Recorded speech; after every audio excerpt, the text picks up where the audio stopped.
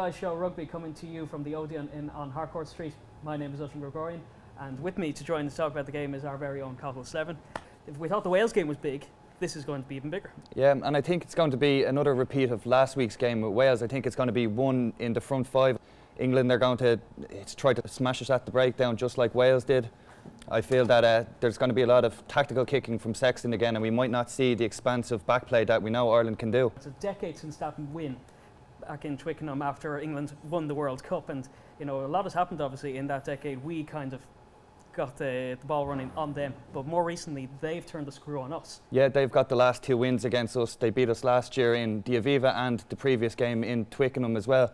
But I think Ireland are suited now to put up a great challenge, especially with Joe Schmidt in charge. We have now a massive chance to dominate them in the scrum, and our scrum so far this season has been very effective, and it's an area where we've dominated Scotland and Wales.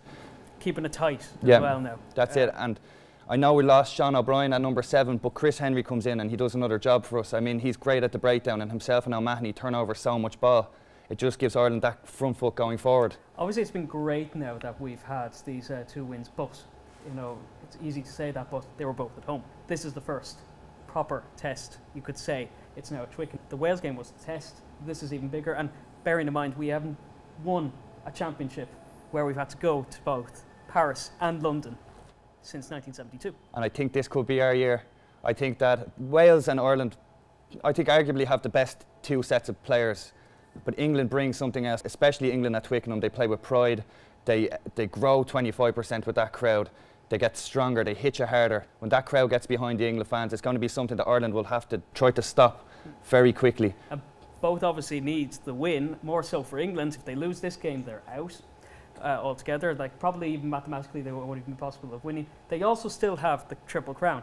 Now, how much of a confidence boost this could be to this set of players if we already get the Triple Crown before taking on Italy and then France? The big fixture this weekend is the Wales-France game. I mean, I think that the championship could effectively be nearly won for Ireland if results go our way this weekend.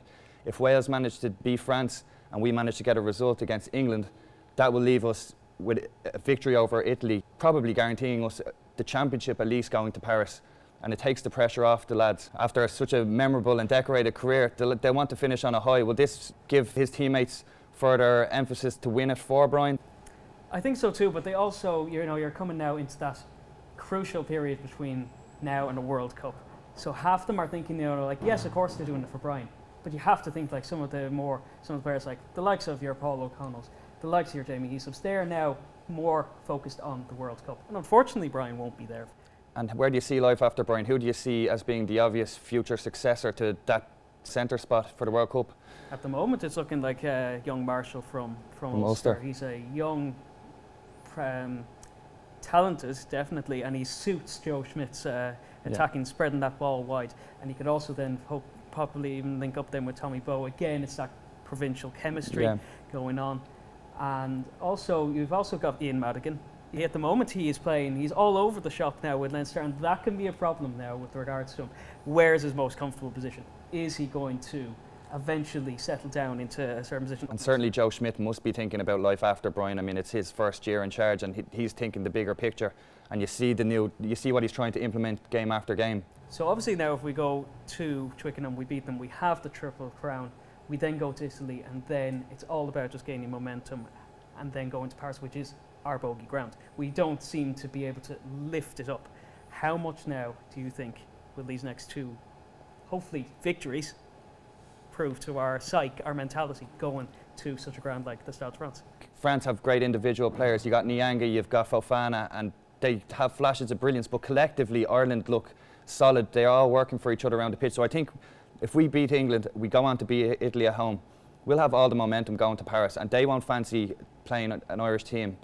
And you have to bear in mind as well, in the Heineken Cup, Leinster have gone to France and won, Munster have gone to France and won, and Connacht actually went to France and won this year. So it's all up for grabs. You know, it's not something as daunting to most of these players as it would have been 5-10 years ago when you had the golden generation of Irish rugby. You've got a team now who are bred winners.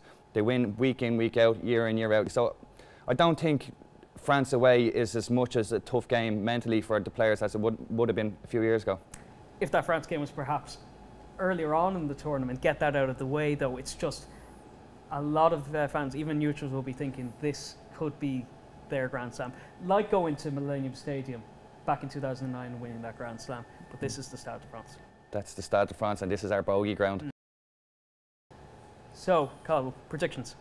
Prediction, I think Ireland are going to win. I think they'll keep it tight, and I think they get the ball deep into English territory, try to work the line out on the maul, and then try to get some back moves going from inside the English 22.